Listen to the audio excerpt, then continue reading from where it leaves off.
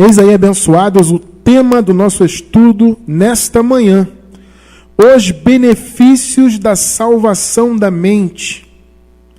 É o nosso tema de hoje. Os benefícios da salvação da mente. Nosso versículo inicial se encontra em 2 de Coríntios, segunda carta do apóstolo Paulo aos Coríntios, capítulo 10, versículo 5. Antes de nós lermos, abençoados, vou me dirigir aos irmãos que estão pela gravação, dizer para os irmãos da minha alegria de ter vocês conosco aí, vocês que assistem pelo link gravado no YouTube. Eu quero convidar você a se inscrever em nosso canal. Aqui embaixo do vídeo no YouTube tem um link para você se inscrever. Se inscrevam, muita gente que acompanha o nosso trabalho não é inscrita em nosso canal. Então clique embaixo do vídeo, se inscreva. E outra coisa, marque o sininho, é fundamental marcar o sininho para você poder receber as nossas notificações, tá bom? Então, combinado? Então se inscreve e marca o sininho, tá? E também quero deixar um convite para você que assiste o nosso trabalho, já está assistindo há um bom tempo, está crescendo em graça conosco. Eu quero te convidar a ser um dos patrocinadores do nosso trabalho voluntariamente, tá? É voluntário. Se você sentir o desejo no coração, Cristiano França, eu quero ajudar esse trabalho. Então, embaixo do vídeo no YouTube você encontra muitos links, diversos links. Um deles é o link Seja um Semeador. É só você clicar nesse link que você vai ser direcionado a uma página onde você obterá todas as informações, tá? E eu quero falar com os irmãos também, a partir de hoje, no caso nós estamos ao vivo aqui, hoje é dia 4, não é isso? De agosto, de 2019, estamos ao vivo, mas quem está pela gravação, vocês também já têm acesso aos nossos livros, tá? Se você quiser ler os nossos livros, eles estão disponíveis gratuitamente. Aqui embaixo do vídeo no YouTube também tem um link, da nossa loja virtual. É só clicar no link da loja que você vai entrar numa página onde você vai encontrar os nossos livros disponíveis para leitura gratuita. Você pode ler, baixar, enfim, tá? Então aproveite para crescer em graça também com os nossos livros. Vamos ler então, abençoados, 2 de Coríntios, capítulo 10, versículo 5.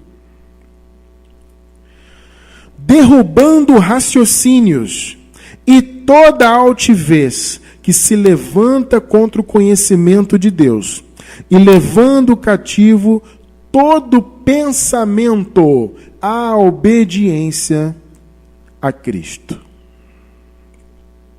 Preciosa igreja do Senhor Jesus, povo abençoado, eleitos mais que vencedores, povo de propriedade exclusiva de Deus, salvos pela graça, mais que vencedores em Cristo.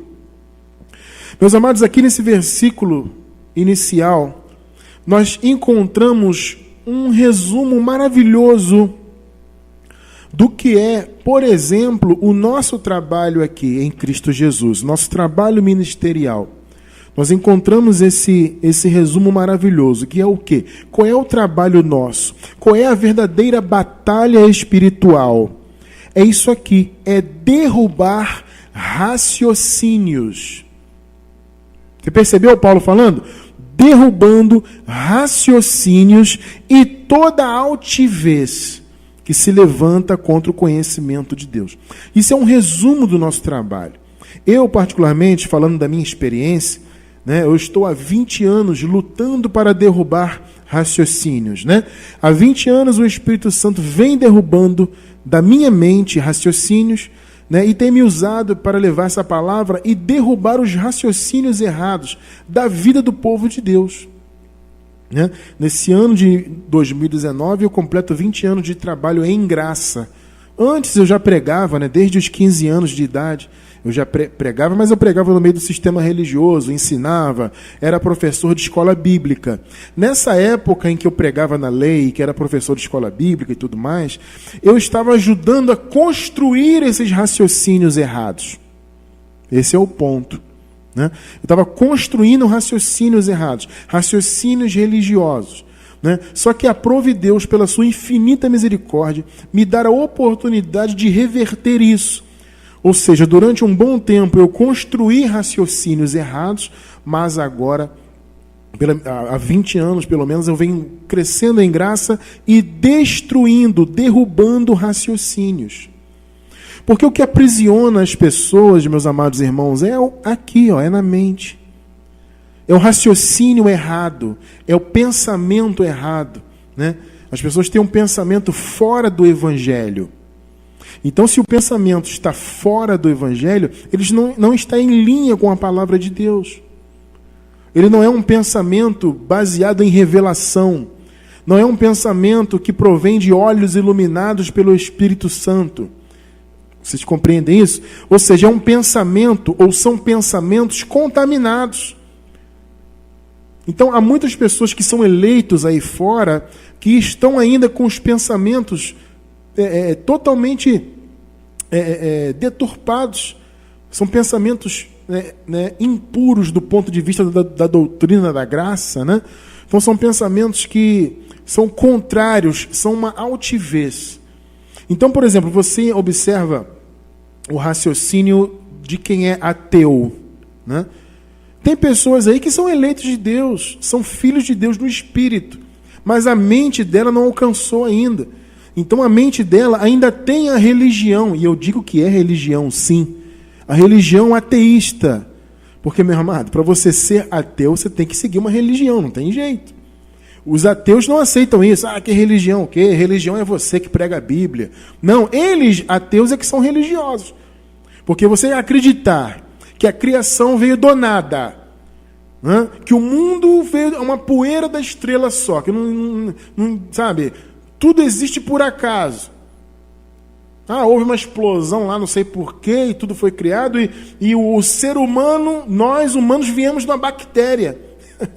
Assim como todos os seres vivos. Mas isso é uma piada. Você não percebe que isso é um raciocínio louco? Isso não tem sentido nenhum? Então é só uma religião, por assim dizer. Claro, é uma religião sem Deus, mas é uma religião, entre aspas, né? Onde faz as pessoas acreditarem no cientificismo, né? Tudo é ciência, como se a ciência do homem fosse perfeita. É claro que a ciência do homem, existem coisas muito boas na ciência do homem. Claro que há, tá? E nós temos que reter o que é bom. A própria palavra ensina isso. Isso não é só em relação ao conteúdo escrito, né? Mas tudo que você ouve, você examina e retém o que é bom. Então, há coisas boas na ciência do homem? Claro que há. Mas há muita coisa que não presta. Há muita coisa que está totalmente contrária a Deus. E esse fato, abençoados, das pessoas quererem que quem acredita em ciência seja necessariamente um ateu, isso é um absurdo. E os chamados cientistas, eles acham um absurdo que ainda haja cientista que crê em Deus. Me parece que eles dizem que é cerca de uns 7%. Há uma estimativa, não sei de onde foi tirado esse número, mas me parece que algo em torno de 7% dos que são considerados cientistas creem em Deus.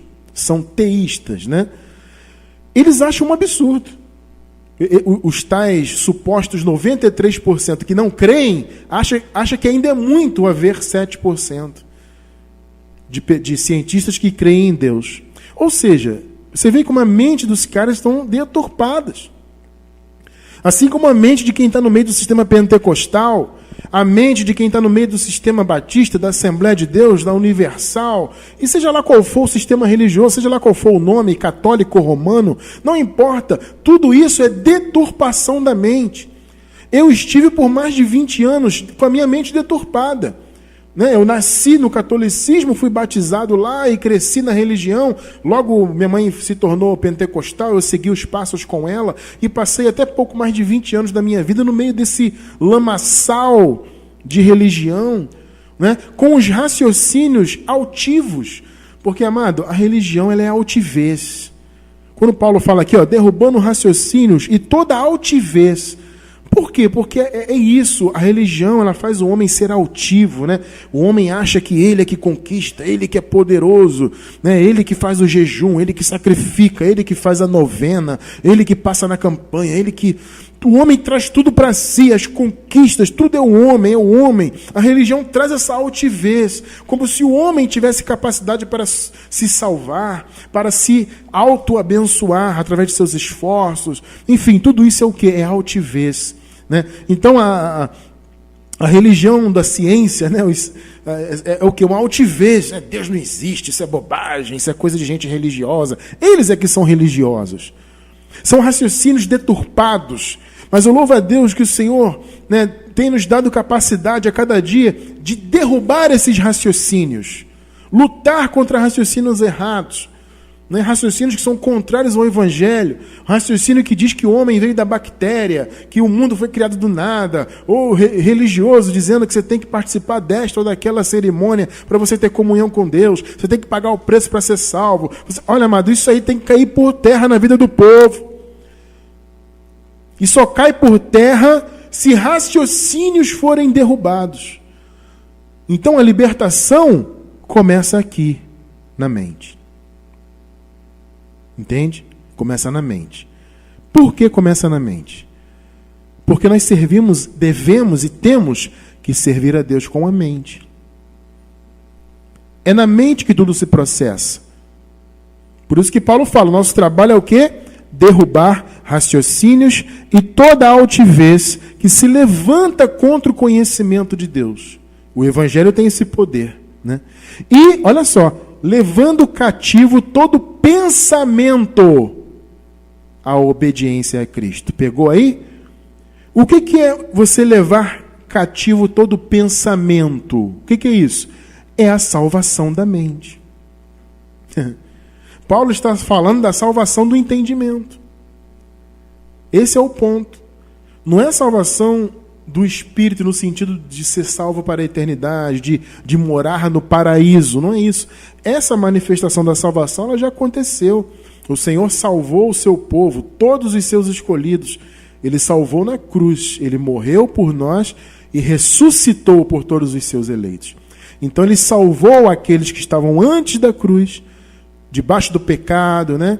Debaixo da obra da lei, da maldição, da escuridão, da ausência do Espírito Santo. O Senhor salvou, resgatou aquele povo. E nós fomos indiretamente salvos. Por quê? Porque se o Senhor não tivesse feito a sua obra, nós hoje também estaríamos ainda presos ao pecado. Né? Então, só que nós que nascemos depois da obra consumada, já nascemos sem pecado. O pecado já foi retirado há muitos séculos.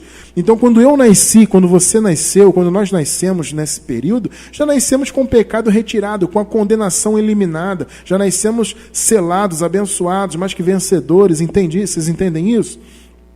Então, essa salvação eterna, ela já foi consumada. A salvação que se processa hoje é do entendimento, é do pensamento. É o que o apóstolo Paulo falou aqui.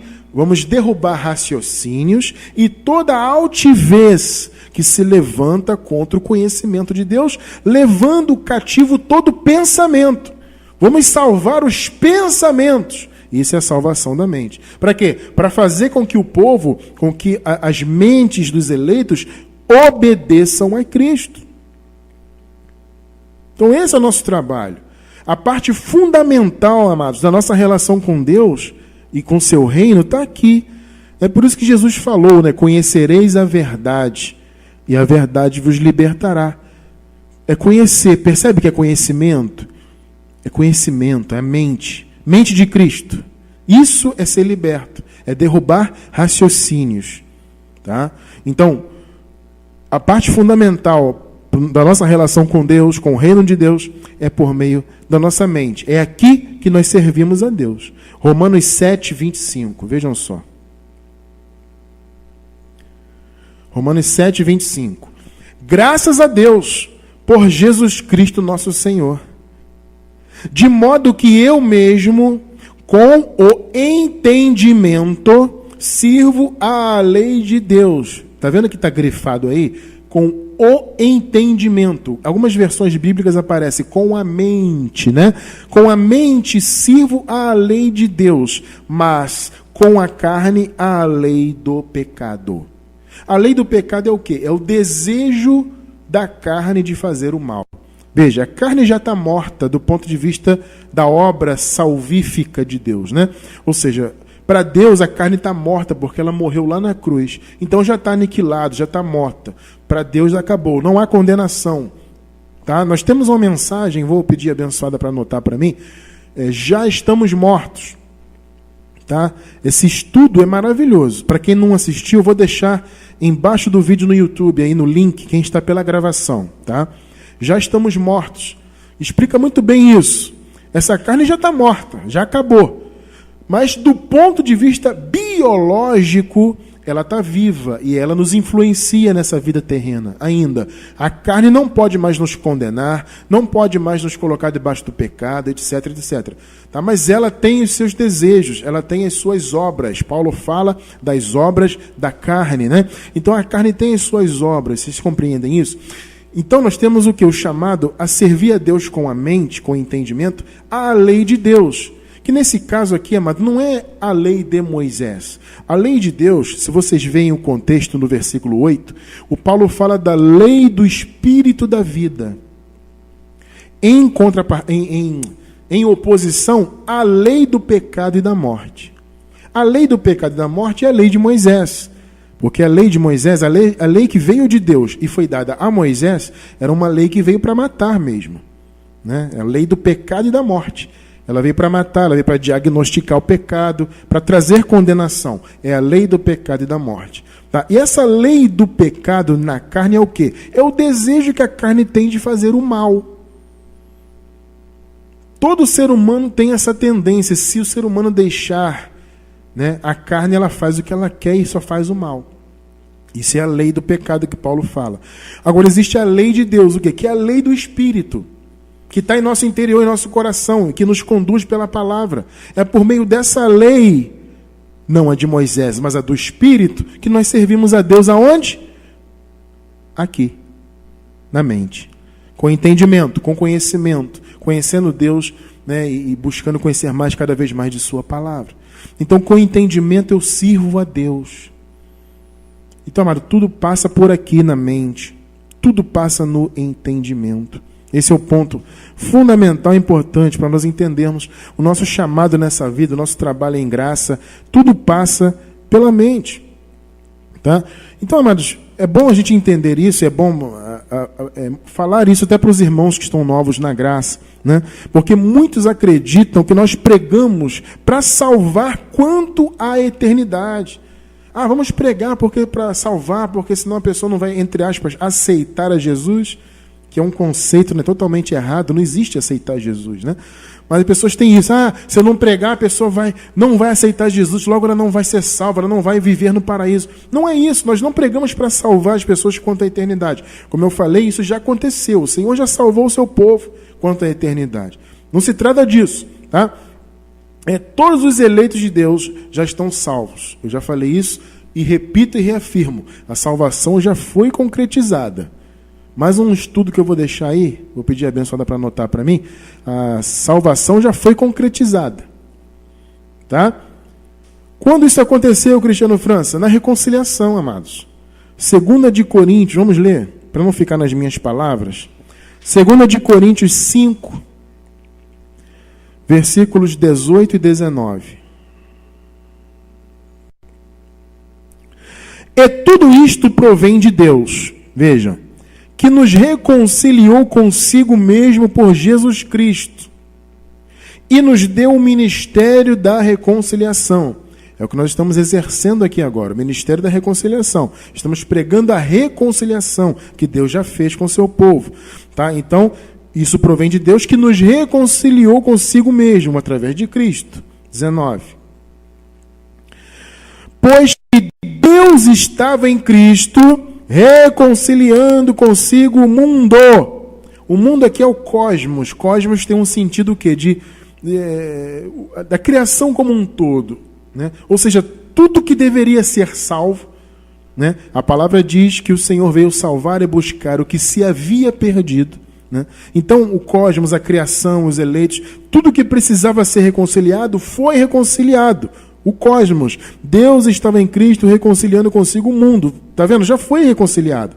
Não imputando aos homens os seus pecados. Está vendo aí, amado? O sistema religioso insiste em ficar imputando pecados nas pessoas. Ô, pecador, vem aceitar Jesus para ser salvo. Pecador, você tem que tomar um banho de água no batistério. Você tem que deitar na água para limpar, lavar o seu pecado. Mas Deus não está imputando mais pecados aos homens. Está escrito. E nos encarregou da palavra da reconciliação. Está claro, né? Então o Senhor já reconciliou o cosmos. Nós, que nascemos depois da obra consumada, nós já nascemos conciliados. Antes da cruz, quem estava lá foi reconciliado, estava separado. Nós já nascemos unidos a Deus. Já nascemos selados com o Espírito. É tremendo entender isso, né? Antigamente, no sistema, nós vivíamos buscando o Espírito Santo, tentando achar o Espírito, e o Espírito sempre esteve em nós. Então, a salvação eterna, amado, já foi. Tá? Se você quiser se aprofundar nisso, é só você assistir aí o link que eu vou deixar na gravação. Tá? A salvação já foi concretizada. Tá? Vou deixar esse link aí também para quem quiser estudar. Tá? Então, amados, sabendo que os eleitos de Deus já foram por Ele salvos eternamente, já foram reconciliados, tudo já está consumado no que se refere à salvação, tudo já foi feito. Tá? Aí alguém pode perguntar, então, abençoado cristiano, por que eu tenho que pregar? Né? Por quê? Para que a mente de Cristo seja ativada. Né? Nós usamos essa expressão, que é uma figura de linguagem, né? É uma metáfora de ativar, ou seja, a mente de Cristo, assim como todos os dons do Espírito, estão em nós. A presença do Espírito Santo imputou em nós todos esses dons. A salvação, a fé, né? A cura, a mente de Cristo, tudo está no Espírito. E essas bênçãos precisam, por assim dizer, serem ativadas. Tá? O que ativa isso? Essas bênçãos, o que traz elas à tona? É a palavra. A fé é um exemplo, né? O Paulo fala, a fé vem pelo ouvir. Assim como que a mente de Cristo também é manifestada em nossa mente por ouvir a palavra. Você ouve a palavra e a mente de Cristo é ativada no entendimento. Então nós pregamos para isso, para que o entendimento seja salvo. Como nós lemos no início, né? Para trazer todo o pensamento para obedecer a Cristo. É o pensamento que obedece a Cristo. É no pensamento que servimos a Cristo.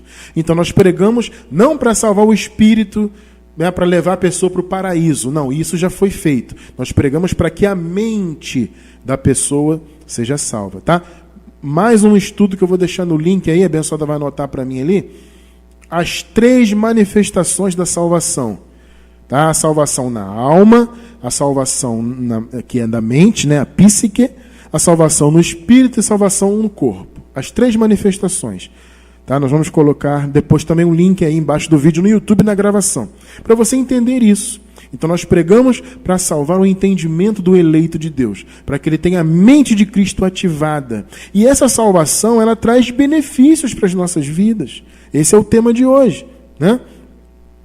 A salvação que acomete a nossa mente, que ativa a mente de Cristo, obviamente que ela vai trazer benefícios, né? Ela vai nos fazer obedecer a Cristo e vai trazer benefícios para nós, tá?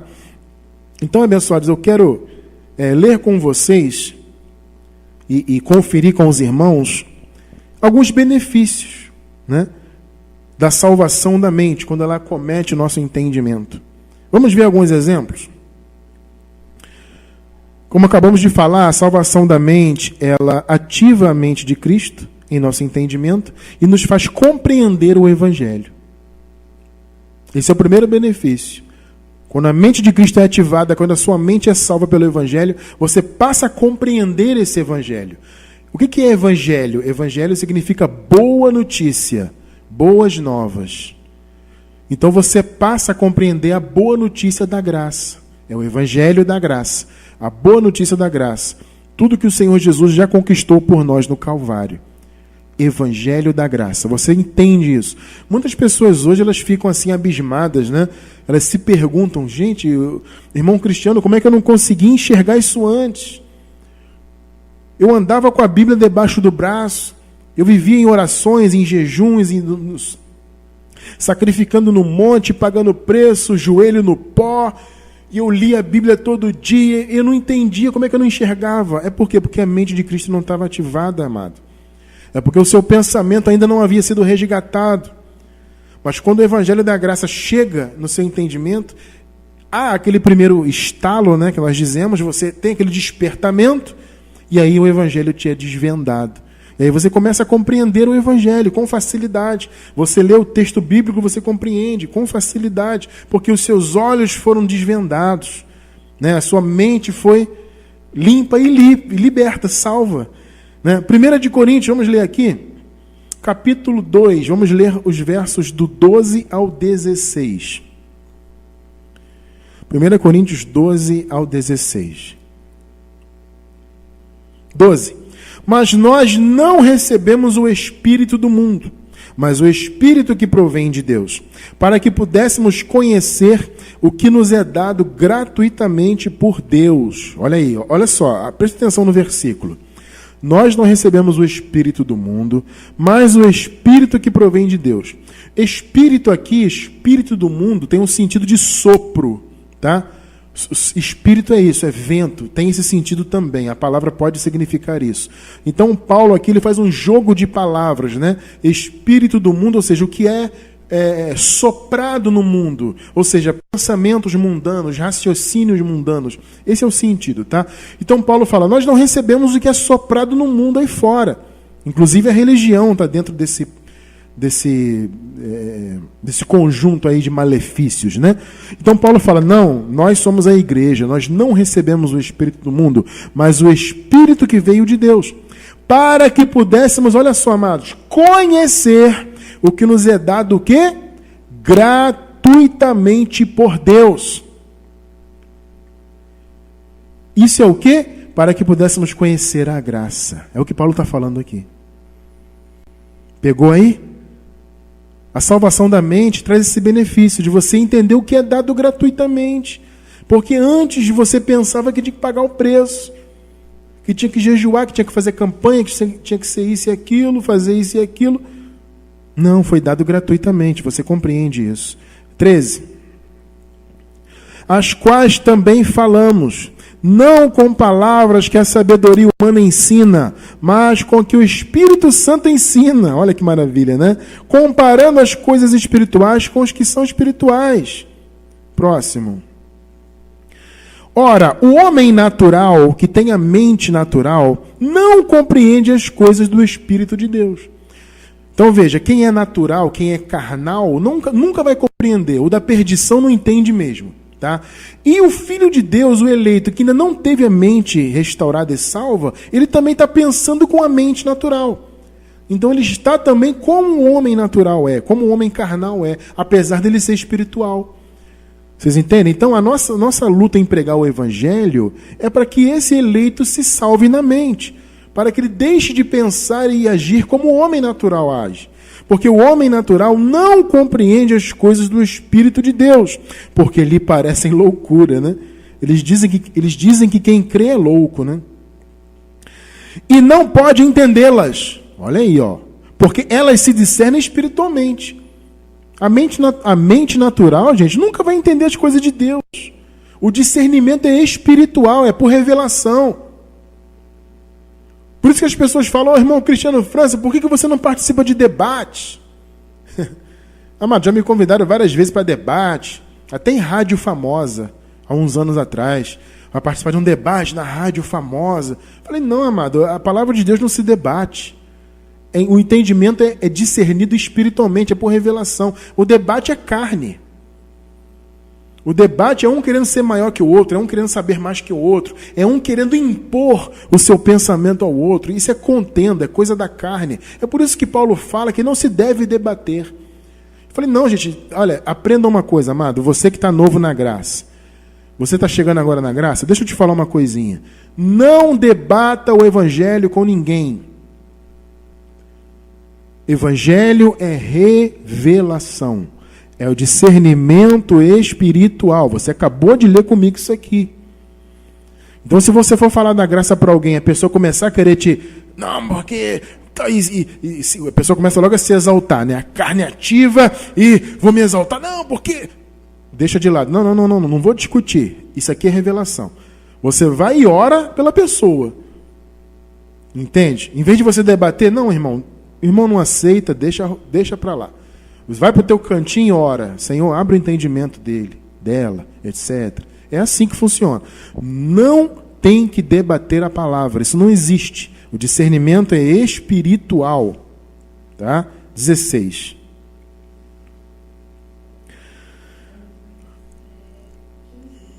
Agora é o 16, Ela se discerne espiritualmente. 16. Achou aí? Ih, Jesus. Pode ler? Mas o que é espiritual discerne bem tudo. Você entende que você hoje com a mente espiritual você discerne perfeitamente a graça? Oi, amor, o que está vendo aí, meu anjo? Não, é? Ué, será que eu perdoe, gente? Vocês que estão ao vivo, nos perdoe.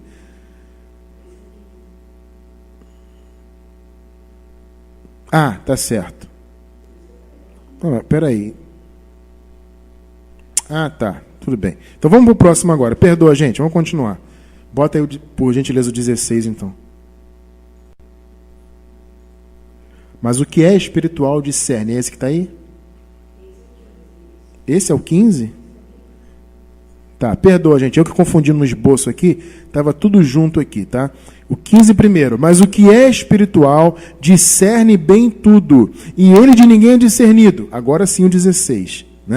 Agora tá certo. Aqui tá tudo misturado aqui. Me perdoe, tá? Porque quem conheceu a mente do Senhor para que possa instruí-lo? Olha aí, ó. Mas nós temos a mente de Cristo. Viu aí? Quem está pensando com a mente natural não entende nada de nada. Ele pode ser doutor em teologia. Não, Cristiano França, mas eu conheço ali um padre. Ele é meu amigo. Ele é formado em teologia, ele é doutor, ele é pós-doutor, PhD, THD e não sei o quê. Não interessa, amado. As coisas do Espírito se discernem espiritualmente. Veja, não é errado você estudar. Um curso de teologia, ele tem coisas boas. Mesmo um curso da lei. Eu fiz teologia, eu sou formado bacharel em teologia.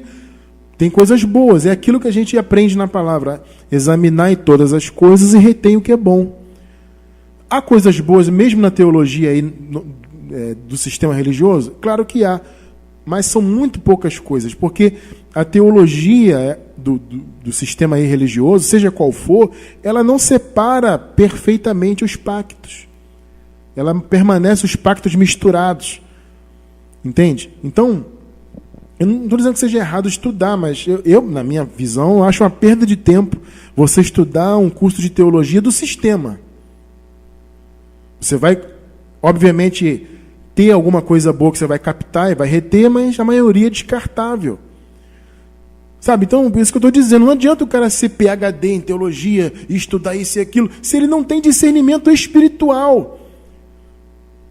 A teologia pode trazer uma outra coisa positiva, mas o discernimento verdadeiro vem do Espírito. É espiritual, é revelação, é a mente de Cristo. Então, primeiro benefício, quais são os benefícios da salvação da mente? O primeiro deles é compreender o Evangelho com clareza. Né? Vamos para mais um exemplo aqui de um benefício? A salvação da mente, ela traz o descanso e a paz para a nossa alma. Principalmente, amados, em relação às coisas espirituais. Não é verdade? Nós que viemos do sistema, a maioria veio, né? Vocês que estão aí ao vivo, nós que estamos aqui, nós viemos do sistema religioso. A maioria de nós veio, né? Pensa aí, você vivia em descanso? Hein, ó, abençoado, você vivia em descanso? Nunca. Sabe por quê? Porque você ia no tal culto lá deles lá, como eu ia também, todo domingo era o quê? Diabo, é o que Satanás, tem que fazer a campanha. Olha, se não for fiel dizimista, vai perder a salvação. Olha, se você não pagar o preço. Olha, se você não jejuar. Vivia esse desespero. Então a gente fazia tudo. A gente dava dízimo, a gente tomava Santa Ceia, a gente fazia jejum, a gente subia ao monte, a gente usava a roupa que eles mandavam, a gente fazia tudo que o sistema mandava. Pensa aí se não era assim. E mesmo assim nós vivíamos desesperados. com medo da suposta futura volta de Jesus, com medo do Satanás vir fazer alguma maldade com a gente, o Satanás espiritual, suposto Satanás espiritual, vinha e matar a gente, fazer acontecer, e Deus vai pesar a mão, porque eu estou em pecado. Isso é descanso aonde? E aí, consequentemente, isso afetava também a sua vida, não só a sua vida espiritual, pensamentos, mas afetava, claro, o seu dia a dia, você vivia com medo. Então, a revelação do Evangelho, a salvação da mente trouxe descanso em relação a essas coisas, né, em relação a essas demandas. Mateus 11, 29. Tomai sobre vós o meu jugo. Olha, Jesus fala. Isso aqui Jesus ainda no dia de sua carne, tá? Mas isso aqui serve para hoje, para a graça, com certeza. Isso aqui está em linha com a graça. Tomai sobre vós o meu jugo, e aprendei de mim, que sou manso e humilde de coração, e encontrareis o quê? Descanso para as vossas almas. Olha a promessa aí, ó. Aí eu digo para vocês, viver desesperado, que vai perder salvação, porque o diabo, porque a cerimônia, porque isso, porque aquilo. Eu pergunto para vocês, isso é descanso aonde? Hã? Isso não é descanso, isso é desespero. Nós vivíamos desesperados, em pânico total. E o Senhor nos livrou. A nossa mente foi salva pela graça. Fomos totalmente libertos desses enganos do sistema religioso.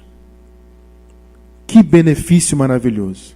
Você compreender o que nos foi dado gratuitamente por Deus e você descansar nesse conhecimento. Terceiro exemplo de benefício da salvação da mente. Nós passamos a servir a Deus e a adorar a Deus como Ele quer ser servido e adorado. Vocês sabiam que existe um modelo que Deus quer de nós? Tremendo isso, né? Existe um modelo que o Senhor quer ser servido e adorado. Só com a mente salva você consegue servir a Deus dessa maneira. Vamos ver? Livro histórico de João, capítulo 4, versículos 23 e 24. 23. Mas a hora vem, e agora é. Olha aí, ó. Ou seja, estava já às portas, né? Em que os verdadeiros adoradores adorarão o Pai em espírito e em verdade. Porque, olha só, amados, o Pai procura. Então vamos raciocinar.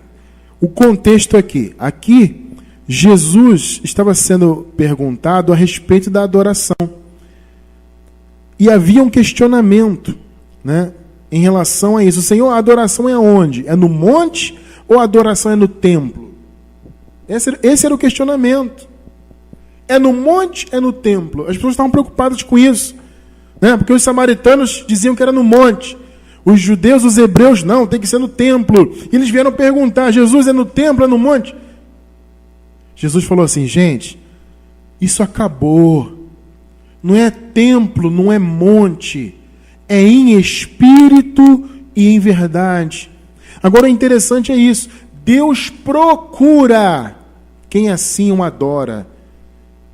O que significa? Não é que Deus não sabe. Não é isso. Isso é uma força de expressão, né? Diz que Deus procura o quê? Que Deus deseja. Ele quer ser adorado em espírito e em verdade. Não é em templo. Não é em monte.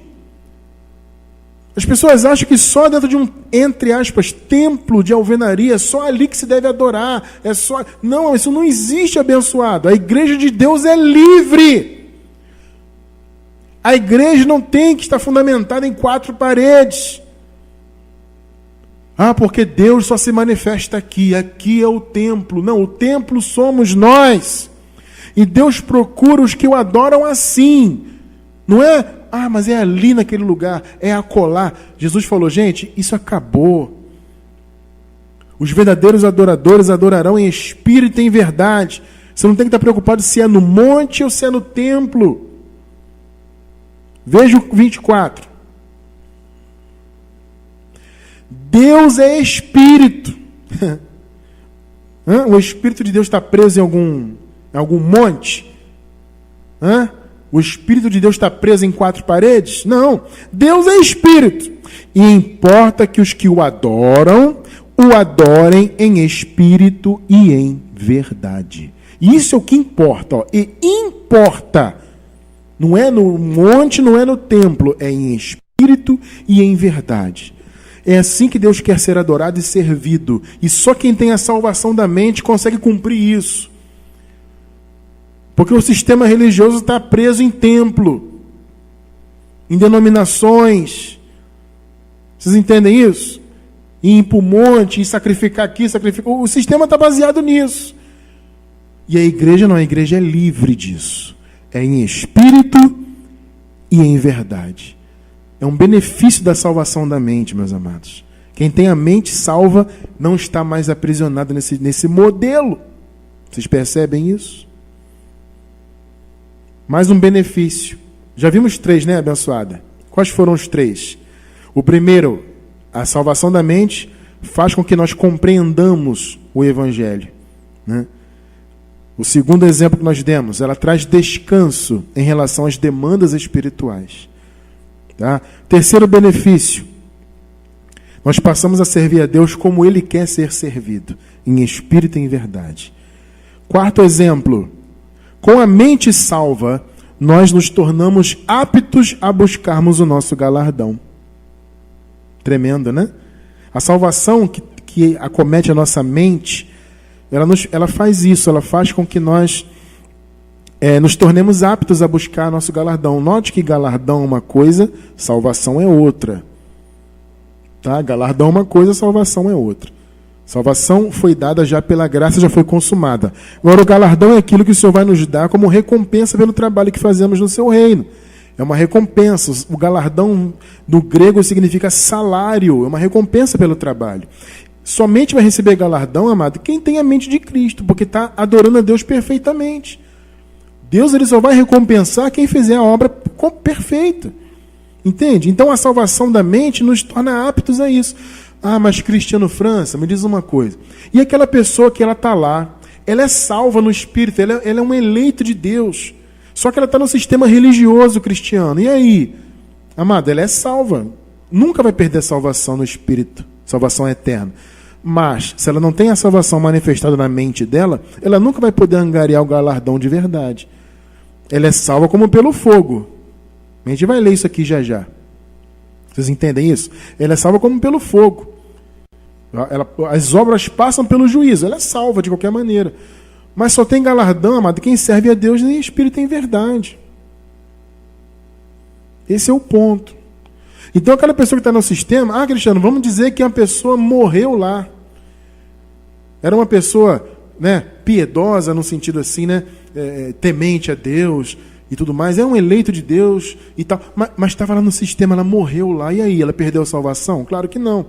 Ela tem a salvação no Espírito, se ela é um eleito de verdade.